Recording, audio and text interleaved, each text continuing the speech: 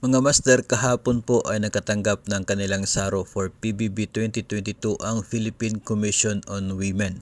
Meron na rin pong SARO for PBB 2022, ito pong Local Government Academy ng DILG at maging ang Commission on the Filipino Language.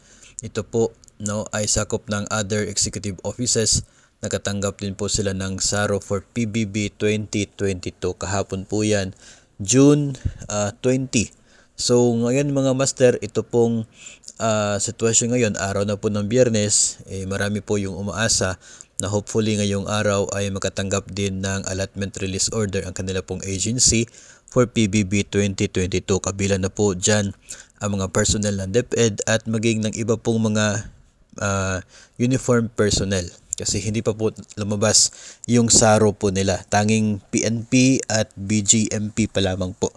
So tayo po ay patuloy na mag-monitor sa releases ng DBM dito po sa allotment order para po na ating maibahagi sa inyo kung ang inyo pong agency ay kabilang po sa malapit ng makatanggap ng PBB 2022.